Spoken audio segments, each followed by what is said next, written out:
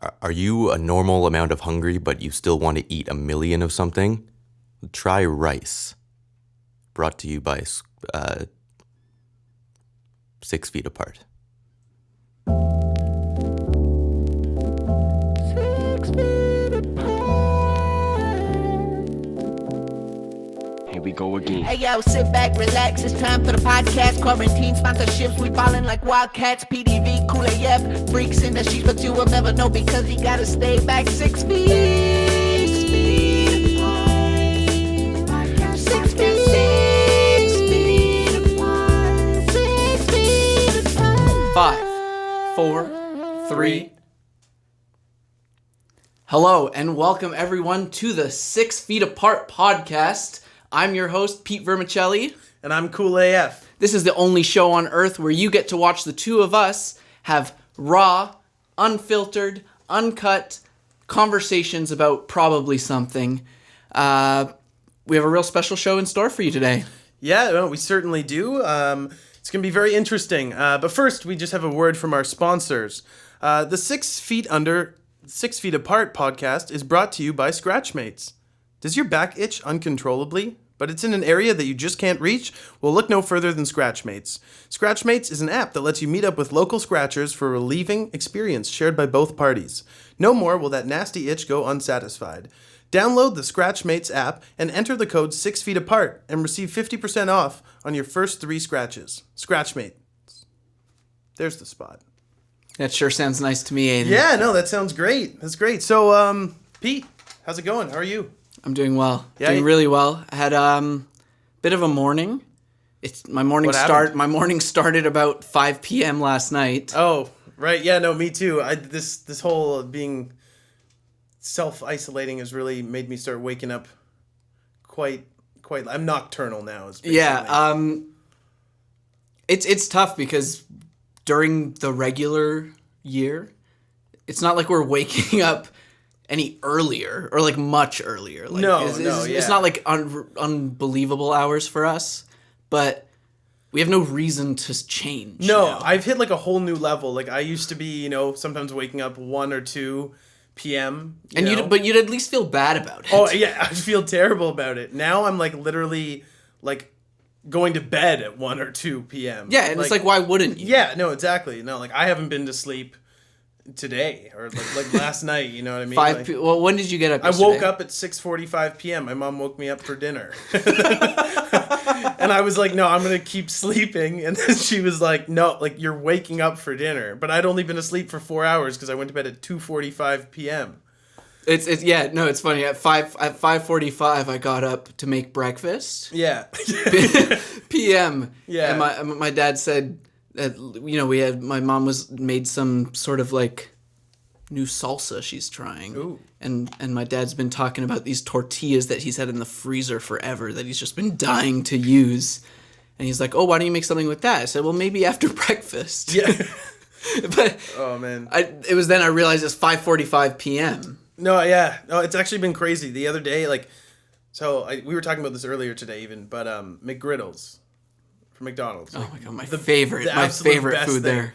But I've never been able to wake up early enough to get a McGriddle. Right? Yeah, it's always like if I'm ever up before 11, which is so rare. Yeah. My first thought is like, oh my God, I could get a McGriddle. Yeah, right now. no, it's so funny. Me too.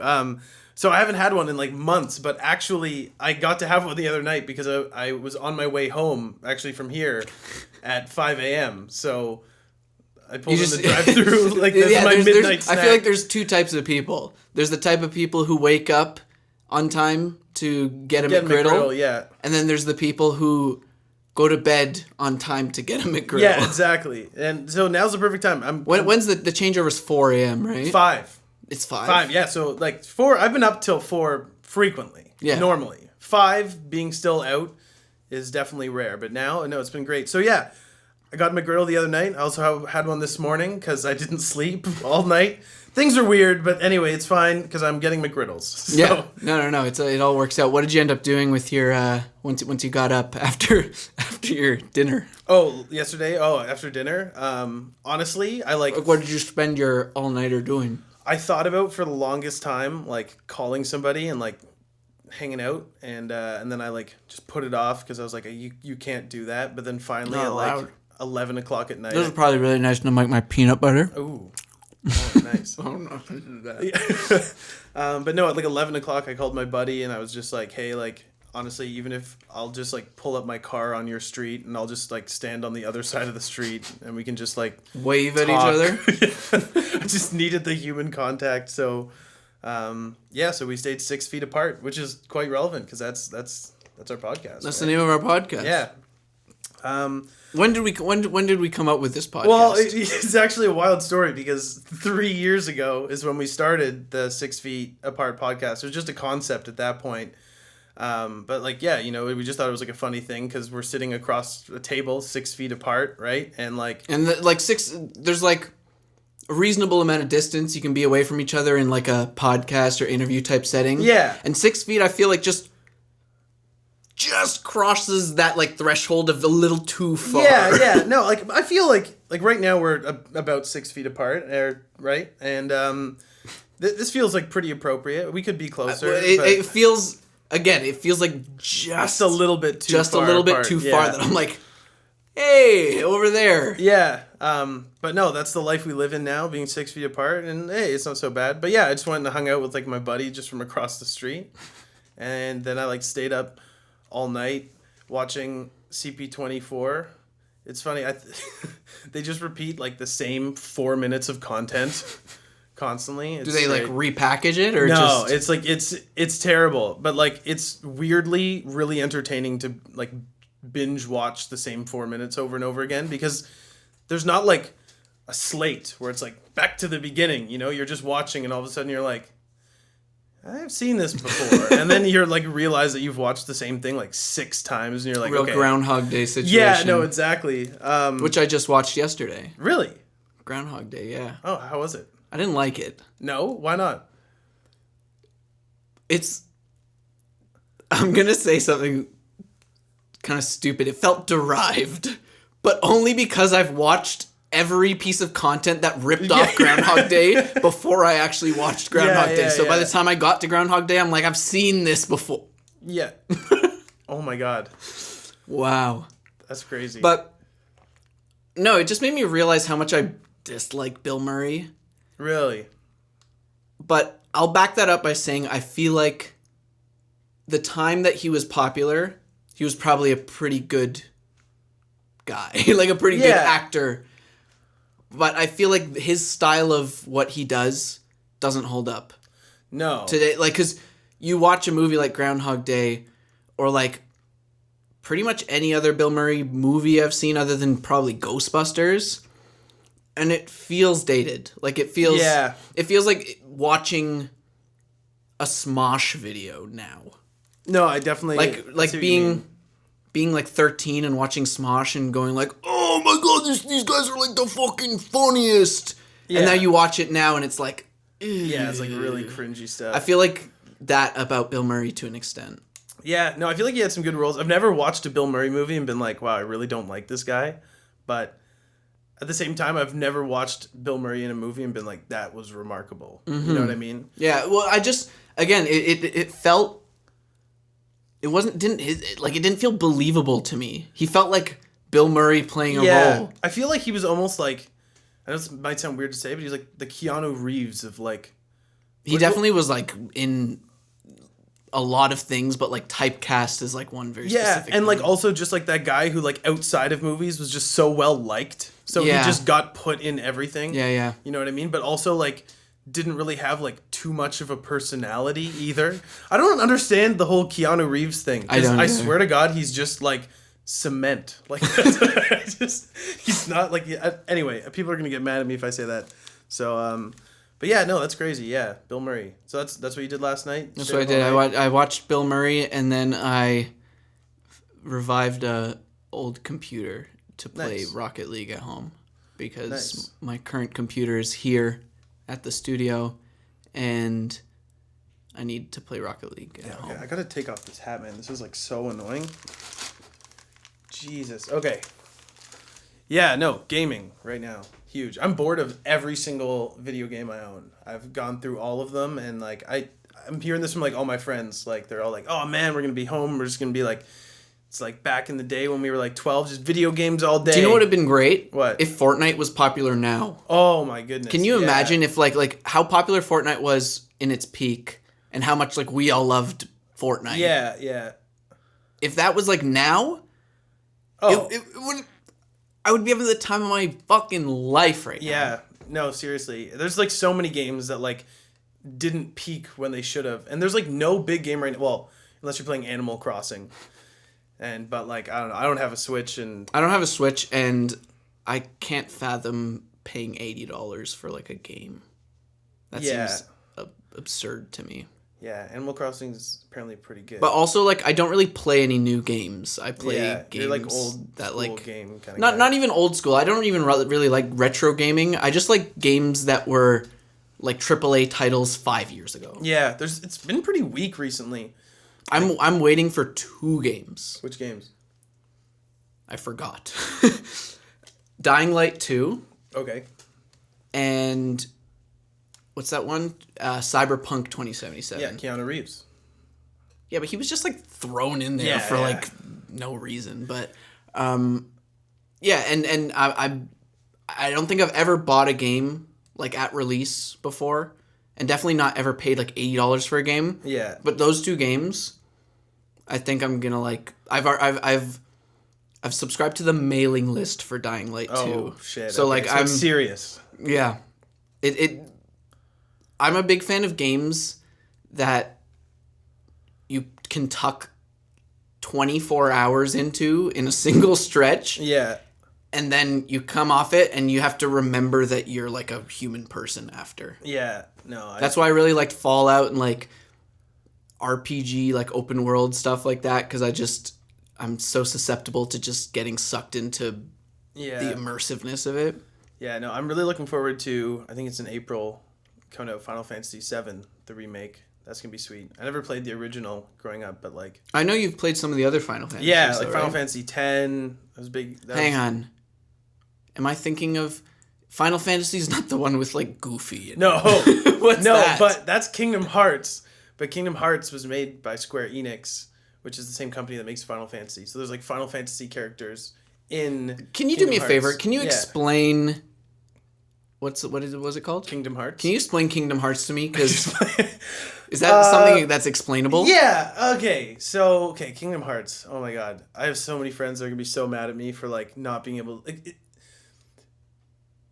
Basically, Kingdom Hearts is the most convoluted story ever. But basically, you play as this like Final Fantasy character that's been like thrusted into this like world that has like Disney characters in it, and there's these things called Heartless, which are basically the villains, and you're the good guy, and you have to like kill the Heartless. Do you just play as like the Final Fantasy character, or can Yeah. you play as any So character? your team is you play as Sora, which is like the Final Fantasy character made up for this game. He's not from like any other things. But he's like a Okay. Square Enix looking type Final Fantasy type character, and then you just have Donald and Goofy on your team always. Can you play as them, or they're just on your No, there's on your team. You can't like play as them. But then when you go to different worlds, you go to all the different Disney worlds. So you like go to like all the, you know, like all the Disney movie worlds, the Lion King world. Then this most recent one, they had the Toy Story world, and it's like really. Is there really any cool. reason that these 2 things are like just ham-fisted together, seemingly? Like Is there some sort of story behind how that game happened, Yes, or like like, just it's- a dude, game it's- developer was just thinking, you know, Oh it'd be my really God. cool with all these Final Fantasy characters if we just called Disney and said, hey, can we put Mickey Mouse in this guy?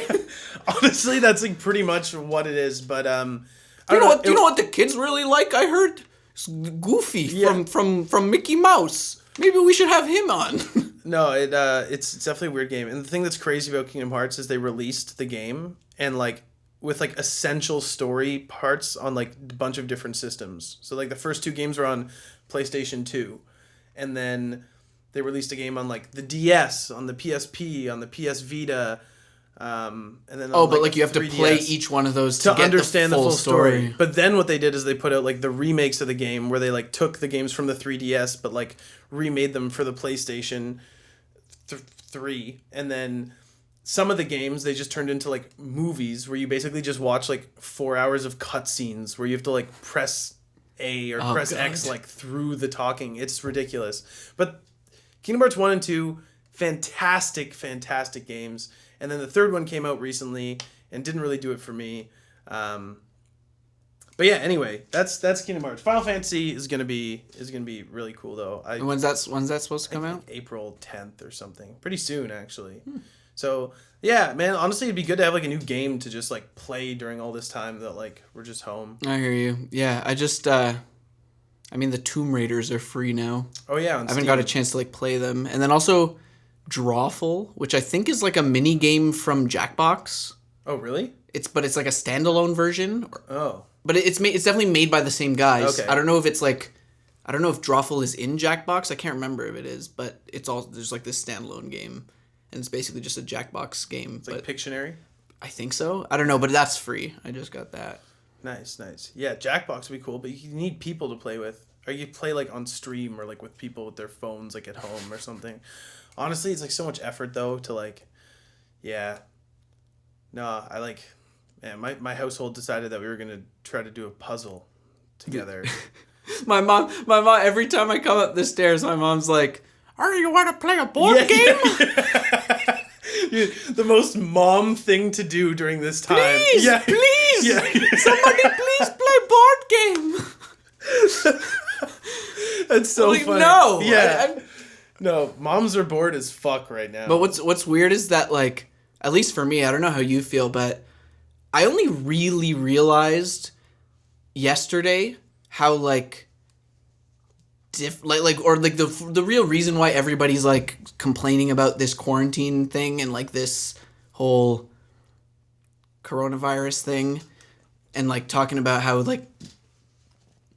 messed up their lives are now because of it. But I only really grasped the gravity of it yesterday when I realized that this is not... Because I was expecting, like, okay, so we do this for, like, a month. Yeah. And I didn't realize that, like, it's, like, minimum 2 months. Like, like, best case scenario, 2 months of, like, nobody's allowed out of the house. And, like, it'll be over, like... And sort of mid-range scenario, what was it, like, 4 to 6 months? Yeah, I think I heard something like that. Like, if but the reason that I think I didn't realize how bad it is because my life hasn't really changed at all. No, yeah, well, that's the thing, right, for us, because, like, we decided that we were going to, like, we're in, like, the studio right now, that's where we're recording this, for any of you. Yeah, we're in our private studio that we pretty much set up about a week before this all went down. We, like, rented a bunch of gear and set up this whole recording studio, and we planned, like, this month to do a whole bunch of recording sessions to get some of our music down. Yeah. And then pretty much as soon as we started, this whole thing broke and... Yeah, so they were like, yeah, you gotta like be inside, so we're either at home or here with just like the 4 or 5 of us. But because like my plan was pretty much every day be here or at home, and I've done, that's what I'm doing. Yeah. I didn't realize that like other people are just home. Yeah, no, I didn't even think about that. No, it's crazy. It's crazy. It's a weird time. But yeah, no, I feel like everybody's just getting bored of all the things they have to do. Like even like it's been like a week and a half. I know, that's what's crazy. And like they're saying that this could last for like months. It's like, all right. Well. But you know what? I feel like this is like the hardest part. I feel like when you're early on, it starts feeling really tough. And then I think if it ends up being a really long time, I think by like a month in, we'll all just kind of have to take a knee to like what this is. Yeah. Or there's going to be people that are like going to get like 2 weeks and be like, I can't take it anymore. And just like leave or like go see people. I need to see this person and get drunk with this person. And like, I totally feel that. But the 6 Feet Apart podcast is sponsored by Wesley's Best. Since opening in 1929, Wesley's Best has gained the reputation of being Canada's #1 provider of premium Wesleys. Things getting messy? It's time for a Wesley. Simply go to wesleysbest.com and enter the promo code 6 Feet Apart to start your free trial. Wesley's Best. Almost too good to be true. If your favorite food is ingredients, and you're curious about just what goes into the food you eat, Dining Deconstructed is your best friend. It's time to stop turning ingredients into meals and start turning meals into ingredients. Dining Deconstructed delivers fully prepared meals right to your door with step-by-step instructions on how to break that meal down into its base ingredients so you can enjoy and be proud of the work you undid. With a variety of delivery plans to fit your busy lifestyle, Dining Deconstructed starts at just $30 per meal. Use code 6feetapart at checkout to get $20 off of your setup fee. Dining Deconstructed. See what you're made of. And we're back with the 6 Feet Apart podcast. Once again, I'm Cool AF. And I'm Pete Vermicelli. Great. So yeah, we're going to get right back into it. I have a question for you, Pete. Anything. We're quarantining now. We're at home. How often should you be showering? If you're not going to see other people, do you really need to shower? Is it more about how you feel? I would say it's more about how you feel. I would say that's the most important thing. If you feel gross, there's no reason you shouldn't take a shower. Yeah. But if you feel comfortable in your own filth, then I say let it grow, let it grow, let it grow. And by that, I'm obviously talking about fungi and other microbes. For sure. I was just wondering because I would say that the amount of showers I've taken since we've been in this kind of place where we're not seeing other people. That's the graph of showers taken. Okay. Yeah. No, it's going way down. But I took a shower before I came here today. How did that go for you? How did that feel? Oh, it felt great, but I still am smelling myself as the smelly guy I was before my Now, do you think shower. it's on your clothes, or do you think it's like the spirit, like your essence lingers? I think you're probably right, because I did change my clothes. I washed so thoroughly. It had been a while. I don't want to get into exactly how long, but I hadn't showered in a while.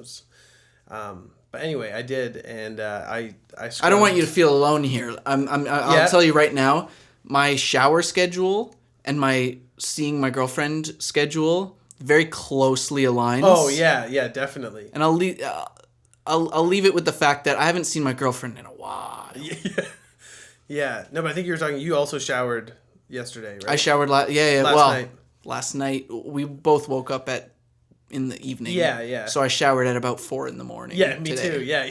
Okay.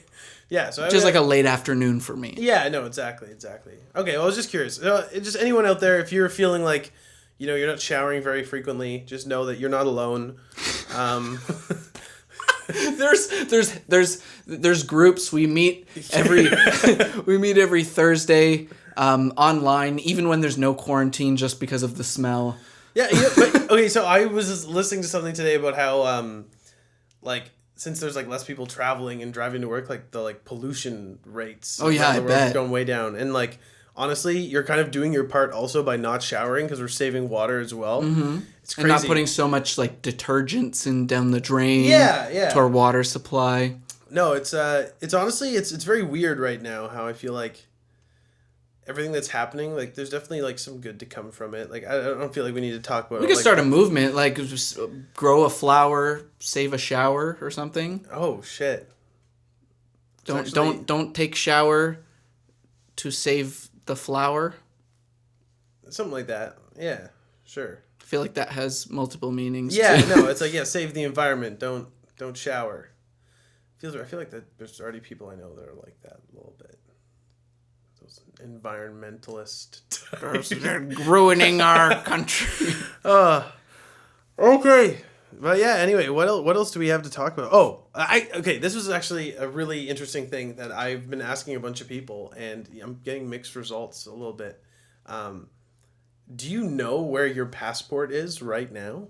I do, but I feel like usually my answer would be I have no clue. Yeah. But I'm in a unique position where I got back from Texas last month and put it on my desk right next to my computer monitor, and then forgot that I put it there, and now it's still there. Okay. Because for me, don't get me wrong, I could find it pretty quickly. It's probably in a couple of places, but at the end of the day, I really don't know where it is. And it's the most important thing. Okay, I'll follow that up. Do you know where your social insurance card is? Absolutely no idea. Every time every time I need to know my social insurance number, I just go on my computer and open up an old tax return and just read it from my T4. Yeah. No, I think mine might be in my wallet actually. But like I've heard that you're like supposed to memorize it. Really? Yeah, like you're supposed to just know it. You're not supposed to carry it with you. Oh. But I don't know it, and I also don't carry it with me, so. All right. Well. I don't know. All right. Well, just know that if you're out there and you if you want to torture me for my social insurance number, I don't know it. Yeah, I don't know it either. I know there's like lots of. But you can literally just go on my computer. It's there. Yeah. Yeah. Cool. I have like a bunch of other things to talk about here. What else do we got? Oh, okay. This is a good one too. This is a good one. Okay. When you order a 4-cheese pizza, do you like care that there's like multiple different types of cheese, or is the like benefit of a 4-cheese pizza that there's just like lots of cheese? I don't even think it's like a quantity of cheese. I think it's just like exciting. If it sounds exciting. Yeah. It sounds exciting that you're getting. Oh, I'm gonna taste what all of these cheeses taste like melted together and indistinguishable from one another. Yeah, it tastes like pizza. Maybe it'll taste like cheese if we melt these 4 cheeses together. And like it's always the 4 cheeses that are like pretty similar. Yeah, you know what I mean? Like what Asiago. Yeah, I think so. Mozzarella, Parmesan, Asiago, and like what? Fumagalli? Is that a cheese? I think it might be a shoe company. I don't know. There's no way. Fumagalli. Fumagalli. You know what? Did I ever show you? I watched a, you know those YouTube like how-to tutorials that were like really popular in like early days of YouTube. And I'm not just talking about like some guy saying like, oh, this is like a tutorial how to do this, but like that channel, I think it's called like Howcast, or like it was like a channel just dedicated to like these weird, really highly produced just tutorials on like random things. I've like never seen these. No. Well, there's one that I love. I've saved it, and it's like how to make a 3-cheese blend for your pizza, and it's this like portly man with the funniest mustache you've ever seen, and he's staring at the camera like he's like shit his pants, and he goes, "Hi, my name is and I'm a Tucson personal chef, and I'm gonna show you how to make a 3-cheese blend for your pizza." And his like cadence is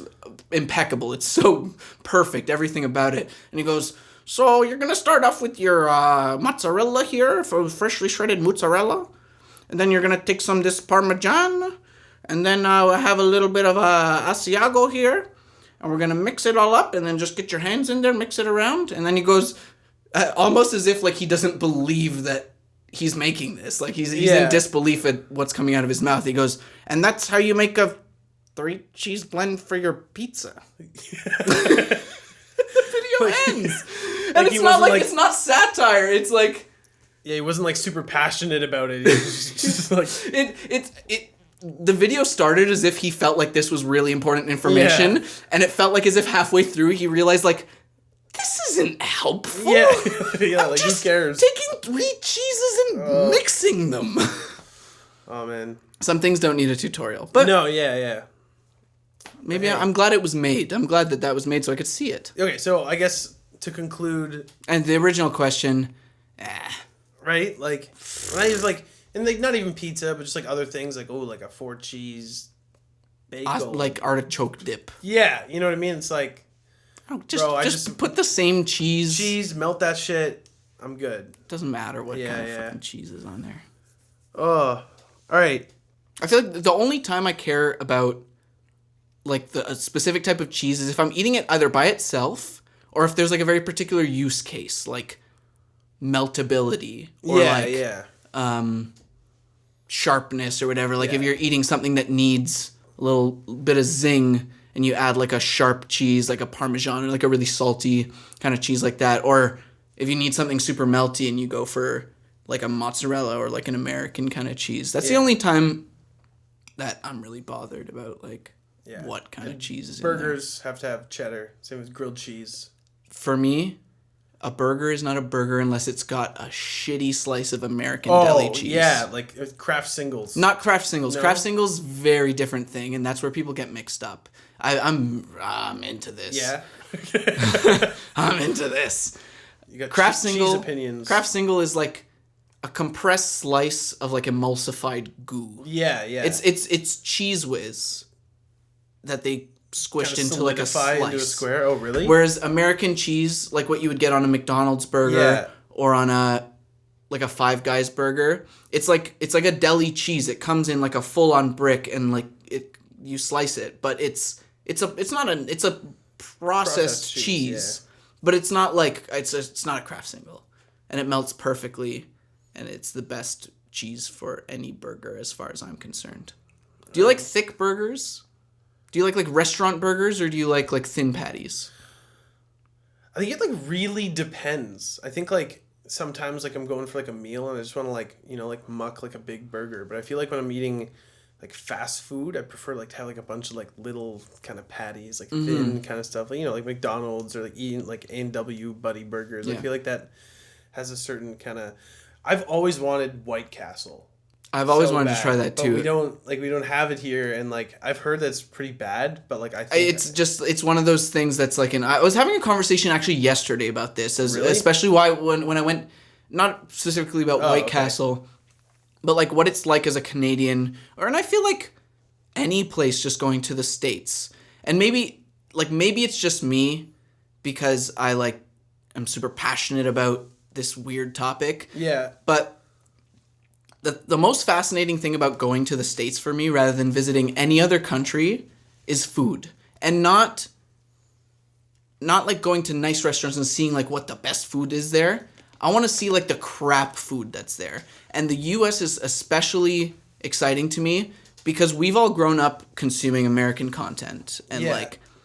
watching American people YouTube videos and watching shows that are in the States, and all the references to grocery stores and cereals and Yeah. fast food is all American places, and McDonald's obviously we have everywhere. CVS, Ralph's. And I explained it. The person I was talking to about it yesterday, I think I explained it very well, exactly how I wanted to. If I go to Paris and I go to a grocery store in Paris, I like going there. It's cool because everything there is foreign, but I've never heard of anything. It's just Yeah. all foreign. It's wow, what the heck is this? If I go to the States and I see a Jack in the Box, it's like meeting the Pope. Yeah. Because I've only ever seen it on TV. It's like a celebrity. Yeah. That's true. I didn't even think about That's it what's so that. exciting to me is going to an American grocery store and just seeing oh my God, I heard about that on a show. Yeah. No, I feel it's not the same too when they find oh, we're opening up a Carl's Jr. in Toronto. It's well, Well, when I went to Texas, I took out $200 American just to go to every fast food place that I've never seen. oh my God, I went to Chick-fil-A when I was there. I had or not Texas. The but States. foresight Yeah. of doing that. Taking out enough money to To go to every fast food place I've never been to. I went to Jack in the Box. I went to Sonic. Oh I my went God. to In-N-Out Burger. I went to Chick-fil-A. I went to Arby's. I went to some other places. It's going to take too long to list. But Yeah. pretty much every place I've seen on TV except for White Castle, I visited. And all the food was garbage. It was shit. Yeah, Except for In-N-Out. In-N-Out's sick. Yeah. But it was all just whatever. It was Yeah. exactly what I expected it to be. But it was so fucking Yeah, it's an exciting. amazing experience. It just felt like a having it rite there. of passage. Yeah, for sure. Entering a Chick-fil-A and being wow. I felt like I just escaped the Soviet Union. Yeah. And I'm in a grocery store that's stocked for the first time. I go, America, the land of the free. It was phenomenal. I loved it. Oh, yeah, that's sweet. But yeah, man, Got any good dreams? dreams. I have a lot of reoccurring dreams. I used to fly so much as a kid, and I would never In ever dreams? No, just fly in. I'd be in airplanes. Oh. Yeah, sorry, that was probably really confusing. But I would I took airplanes all the time as a kid. Never afraid of them ever. And then I guess I didn't take one for 6 years. And all of a sudden I've like built up this like huge phobia of planes, and like I swear to God, almost once a night I have like a dream where I'm like in a plane crash.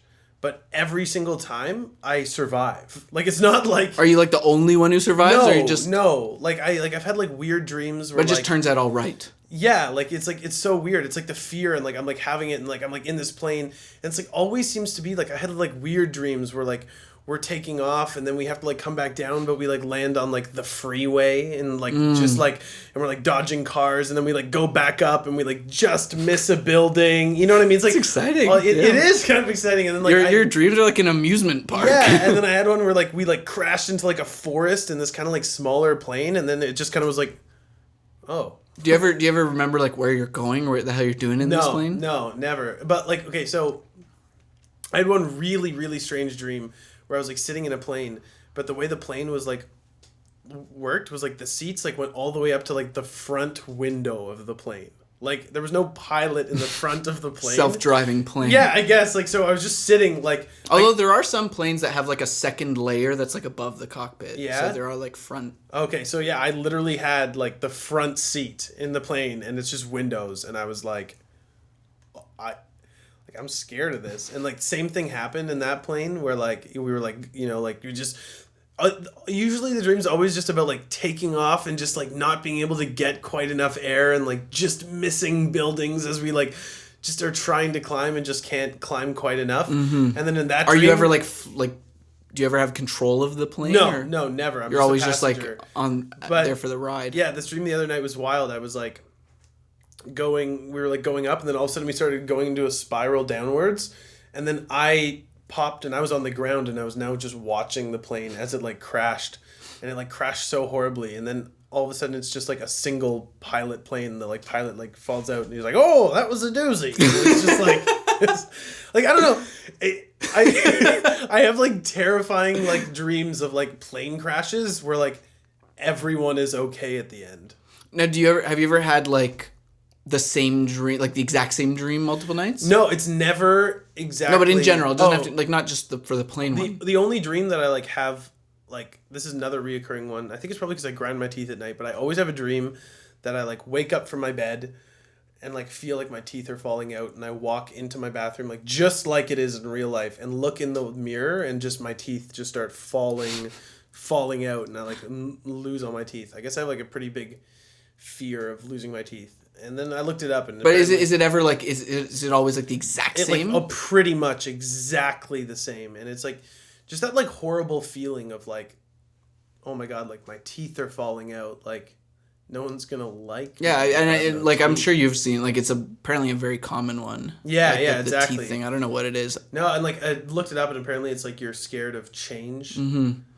Like for me, the reoccurring like thing to overcome in a lot of my dreams is like needing to like get up from somewhere, or like punch someone, or like do something, and like my body just moves like I'm underwater, and like I can't move fast enough to do the thing I need to do. I have something similar where I'm like running, and like I'm not usually running away from anything, but I'm running, and like my feet just won't like catch up with me, and I feel like like I'm like running in molasses. I also often have dreams of like being in areas where there's like some sort of mass shooting happening. It's like pretty dark. I have like, and like, but again, always I never like get shot. The only like, reoccurring dreams I remember having, like, there's one dream that I remember having exactly the same and super boring. I'm standing on the top of a mountain and I'm Mega Man, and then the camera zooms out, and that's the dream.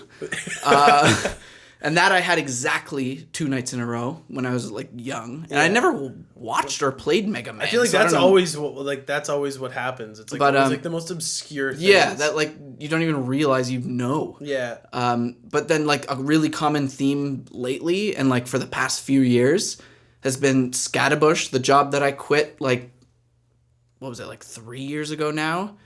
I'm like either working there again, or I'm starting training there to like get rehired. And it's so weird how like such a small part of your life can be so insidious. Yeah, like, like the thing is about, like, especially jobs, man, like, sometimes you spend more time at your job, like, especially if you're working, like, full time. That's all you think about. Yeah, and, like, I remember when I first, like, I was, like, 15, I got a job at Loblaws, and I was just a cashier, right? And, like, especially, like, super repetitive tasks. I'm sure, like, you were a waiter, and, like, even the same thing, right? Like, greeting tables and stuff. But, I used to have this dream where I was, like, constantly just scanning. And, like, I would, like, literally... Sometimes I would come home from, like, an 8-hour shift at Loblaws. Like, we were open until 11. I'd come home at, like, 11:30. I'd have a shift the next morning, like, 10 a.m. So I'd go, like, right to bed. And I would dream, like, literally for 8 hours. There was, like, one time where I specifically remember, like, waking up and being, like... I was just scanning items in my dream for 8 hours. I can't think of anything more awful. Yeah, and I now have to wake up and go scan things for another 8 hours. And I was just doing it for 8 hours before I went to bed. Oh my god. And then, like, as I get that if I play a lot of Candy Crush. Yeah. No, exactly. And then I became, like, a supervisor I mean, later. I don't play Candy Crush. Oh, I know you do. Candy Crush is sweet. I'd see an ad on Reddit for, like, one with, like, Disney characters' faces. It's disgusting. Yeah. But yeah, no, I have, like, lots of work dreams. I feel like, yeah, I have, like, reoccurring work dreams all the time. Like, I'm trying to close a store and, like, people just keep coming in and I'm like, oh, you're the last one. And someone else sneaks in and I run over to them. I'm like, hey, and then someone goes behind me and I'm like, oh, and the next thing I know, it's like, oh, it's 4 a.m. We were supposed to close 6 hours ago. How is this happening? And it's like, yeah, no, it's... Looks like it's about time that we talk about one of our brilliant sponsors. Yeah, all right. Over and out. This episode of 6 Feet Apart is brought to you by Squarespace. Planning a hootenanny but have no house? Throwing a shindig but lack the location? Squarespace is the award-winning service that connects square dancers to a plethora of properties in their area that offer space for rent for your next hoedown that won't break the bank.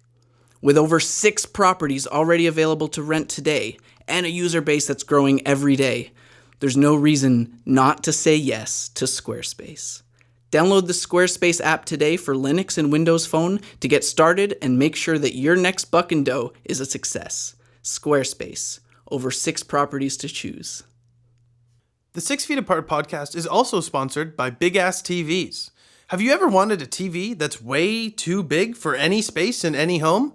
Please, come take this TV from us. It has become a huge hindrance on our workflow, and we want it gone. To take this TV from us, please let me know. Seriously, we want this gone tomorrow. Big Ass TVs. It's too big for us. It'll be too big for you too.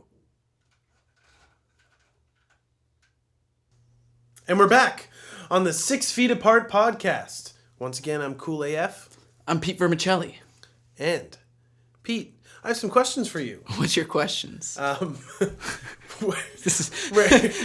we are right now. No. Talk to me like a normal, Yeah. like talk to me like a human being. Yeah, I will.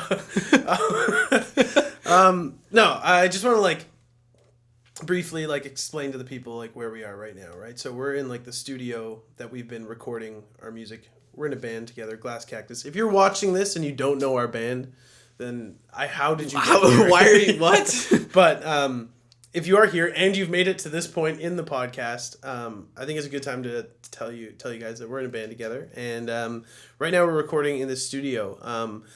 And, you know, I've been here for the last little while, but I didn't really get to experience kind of getting this place all put together because I know it kind of just started off as just a room. But I know you were, like, definitely part of that process. Yeah, I was definitely, like, heavily involved in the design of this place and, like, getting it constructed and then also, like, setting it up, like, these past couple weeks for these sessions. Yeah, so what all, like, went into that? I know it was, like, a lot of work, but, like, I'm actually curious because I know that, you know, like, we haven't even really talked. Obviously, I can see what the finished product is, but, like, what goes into starting designing it and well, I mean, the first thing was it coincided really well because I was at when, like, this is Dave's property or, like, Dave's family's property or whatever, and when Dave first approached me about building a studio here. Right, just quickly, Dave is the guitar player in our band for anyone who doesn't know that. Yeah, fair enough. Yeah.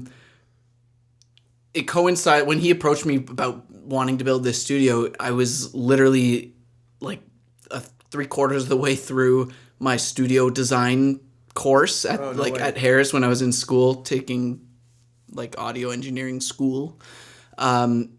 And one of my projects at the time was like design a studio.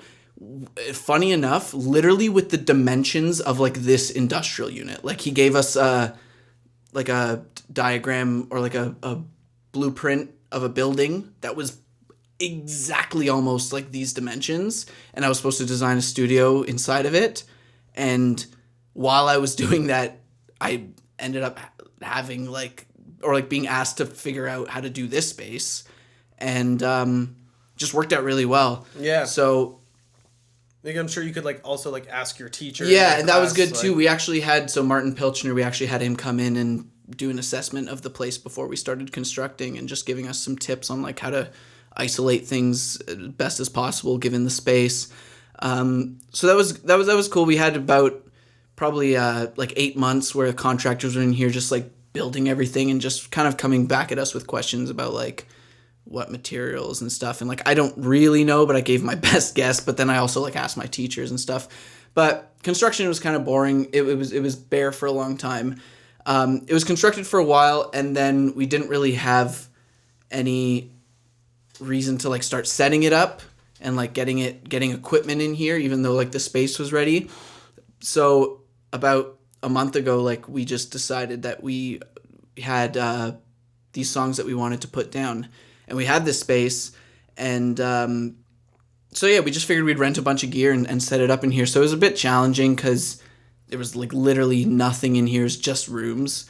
And so me and Dave spent a couple nights here just like soldering cables through like the walls and shit, and like making XLR cables and doing all the run-throughs and just plotting out on paper and spreadsheets and shit, trying to like figure out what we needed, because it's like so much logistically. Yeah. But we managed to, aside from like getting the gear rentals and stuff, like the actual like wiring and everything like that, managed to do that in like 2 days, which is like nuts. Yeah. And then once we got the gear in here, it was like pretty simple. It was just like, where's everything gonna go, and then just plugging shit in and like hoping it worked, and thankfully it all worked. Yeah.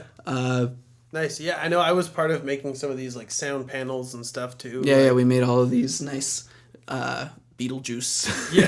Beetlejuice themed panels. It was the cheapest fabric at Fabricland. That's Yeah, no, but I think they look but good. I like them. Yeah. I do like them. It's almost like we're kind of like when you get like arrested, mugshot. Not really. I don't like maybe the uniform. Well, oh.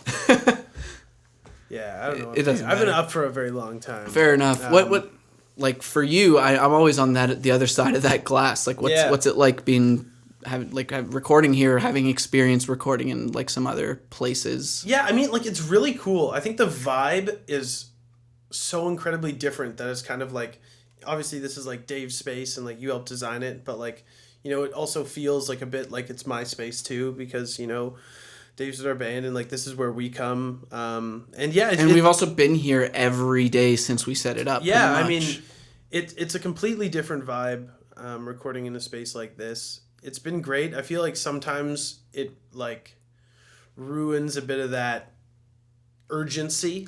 I absolutely. Because there is none. We have the space for however long. There's no one else booked in to come in afterwards. Yeah, and even when you get takes that like are probably pretty, like probably enough, it's always like, oh, let's just do a couple more. And I know that's like what everybody does in every recording scenario, Yeah. but like especially here, just because like we have the total freedom to do whatever we want as long as we want. Yeah, well, that was like part of the cool thing. Like when I was tracking my guitars for the songs that we're putting out, we laid down kind of like the basic stuff that I had, and then it was, you know, time to just explore. So we like spent a lot of time here. Probably doing a lot more like tone shaping and just messing around than we would usually be able to budget for. Yeah, and that was like the problem with the past, especially also like honestly having you behind the board and like being the one getting the session going is very helpful, because in the past, you know, people have like a sense of pride in their work as the producer or even the engineer, and they want things done a certain way, and sometimes it's hard to like express that, but you know, with you obviously, and we're all like thankfully so on the same page about some of these things. Being friends with you for so long, we can communicate ideas pretty well, and like even when we have problems doing that, we like know when that's happening. So it was honestly great, and it's been a lot of fun. I found my biggest problem being in here, if we're talking negatives, is that like option paralysis. Because we like, it's so nice to have the freedom to do as much as we want and like whatever we want, but as I find, and I feel like we all have the problem, especially together when we're together, is that if we have the option to do anything, it often ends up being nothing. We often end up choosing to do nothing and spending the whole time thinking about what we should do. No, for sure. And yeah, we definitely didn't come up with a schedule of how we wanted to go about this. I honestly thought it was like pretty interesting. You know, obviously we had to track... It's like pros and cons, we had to really. track drums and bass first, so we did that. And then after that, you know, I would just come, and one day we were just kind of not doing anything. It was like, I want to record my guitar. And then we just did. You know, it wasn't like... We didn't really plan it or anything. And then I come back 2 days later, and Dave has his guitar parts down. So it's been cool in that way. I felt like before it's been like, okay, this day's this, and I'm thinking about it even if I'm not there while Dave's recording or while Ezra's recording bass. I'm like, this is the day it's happening, and like, what happens? What do we get at the end of this day? And we're like, now I know. And like, what if we go through this day and like I get nothing that's like usable. Exactly, right? So it's been great. I know we've redone a bunch of parts already, and yeah, no, it's fantastic. And obviously having the space here and this big ass TV to you know, just put together this podcast and do whatever, you know, just do whatever. It's nice. Like, I know we've been making a bunch of really silly videos for our friends, like other bands we play with, John's Cottage and Good Kid. We've made those videos, which yeah, I think as far as quarantine goes, we got a pretty sweet deal. Yeah, no, for sure. Being here during when everyone's supposed to be quarantining is definitely very lucky. It's awesome. I'm having a great time, even just doing this, whatever the fuck this is. Who knows? Honestly, if you've gotten to this part in this podcast, if you've come this way, like, you got to give yourself a scratch on the back or find someone else to do it. Using Scratch Mates. The best way to find your perfect scratcher. Yep. All right. Cool. All right, so what do I have written down here? Oh, I would like to know, please, a food starting with Z, the letter Z. Food starting with the letter Z. Celery. Yep. Zucchini. Fuck, that's a good one.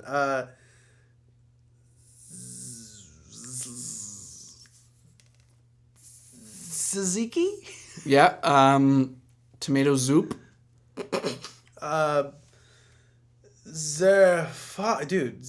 Tomatoes. Last one I'm gonna say is Dude, this Zanana. And that's all of them. All right.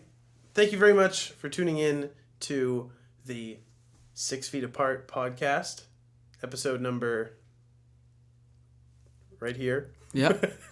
Yeah, we just want to give a shout out to our sponsors once again. We got Scratch Mates, Wesley's Best, Dining Deconstructed, Big Ass TV, and Squarespace. Great. Thank you very much, and you guys stay 6 feet apart.